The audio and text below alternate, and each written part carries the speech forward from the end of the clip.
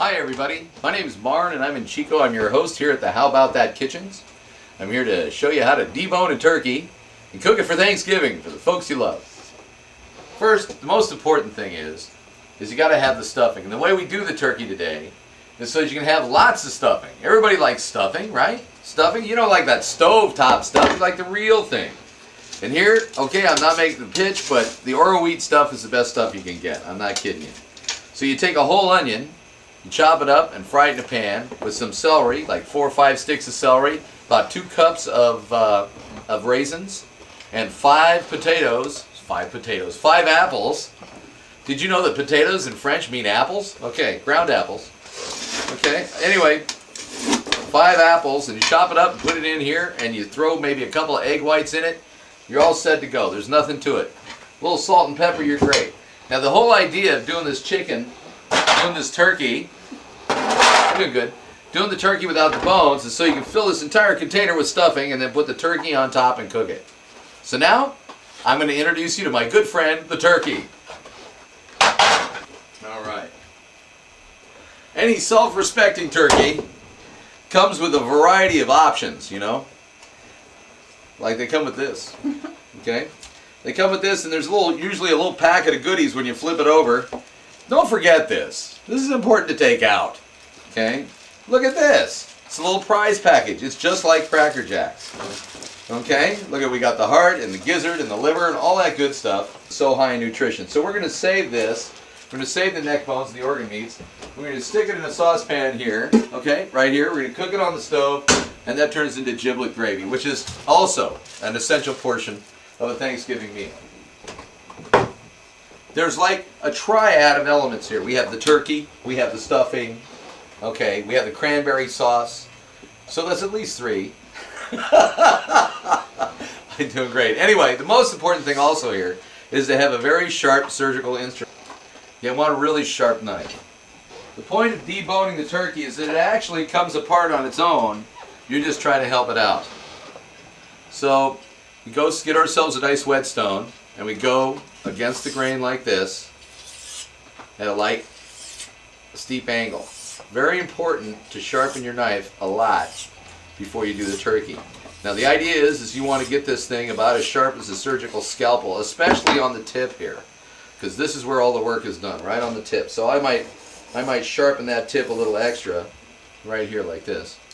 Sharpen that tip a little extra, just to get it so it's really angled at a steep angle, a really flat angle, sorry, and tapered. Okay.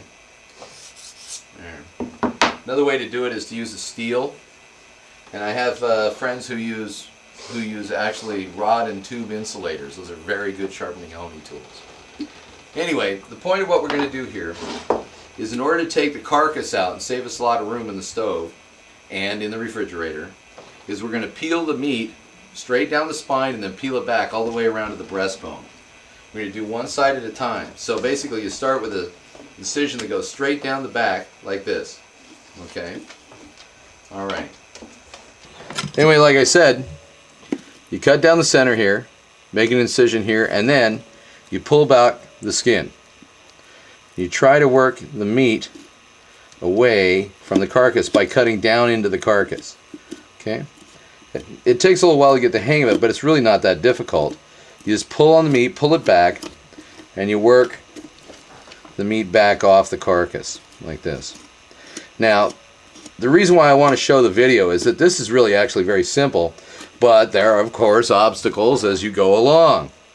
At the top there's the wing socket, at the bottom there's the thigh socket. We're going to take the thigh bones out, we're going to take the wing bones out except for the tip wing bones. Then we're going to continue on cutting right along here. Okay, see how easy this is? Grab the skin, make a little indentation. This is like bone right here.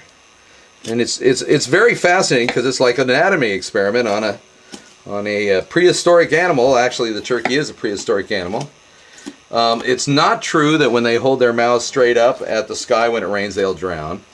But, I don't know, they raise them in sheds. They don't raise them outdoors. So, I don't know what the deal is with that. See this connective tissue here? We just cut that back. It's great. Okay.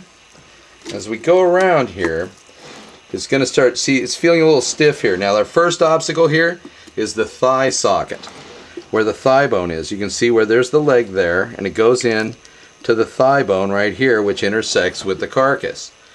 So, as we all know, these joints are held together with connective tissue, cartilages, and ligaments. Okay, so the first thing to do is we're not really interested in the joint material itself. We're more interested in severing the ligaments that go around this socket. So we want to get underneath, we want to get on top, we want to get behind. Okay, so we're going to take our highly sharp instrument. Believe me, this thing can make you hurt. Okay, so you have to be very careful with it. Make sure you don't put your finger in it. Make sure you haven't had too many eggnogs before the show, before you have your relatives over and show them what a good chef you are by deboning the turkey. So you can see right here, there's the socket material right there. Now I wouldn't, you'll hurt your blade, but you can twist it. Okay, see it pop? Twist it. This gives you some more access to the ligaments underneath, and it's free. Okay, that's the fastest I've ever separated one of those. So don't think that that's standard timing. Now the other thing we have here is the scapula, which is the shoulder blade. And on a chicken, they don't have much in the way of shoulder blades, believe me. It's just a real thin, narrow bone. And we're going to have to take that out because that's part of the structure that holds the wing on. And in order to get down to the wing socket here, we want to free this scapula because we're going to keep the meat around that. This is all, whatever's left over here is going to have quite a bit of meat on it, and you can cook it for the turkey soup, the inevitable turkey soup. And believe you me, there's nothing wrong with it because you can add so many things to it. As a base, you can add things to it and make it into Chinese wonton soup or anything else you want, but it's just great to have as a soup base if you're not into parboiling all your chickens or all your other foods that you normally eat. Okay, which is a popular way to prepare for barbecue.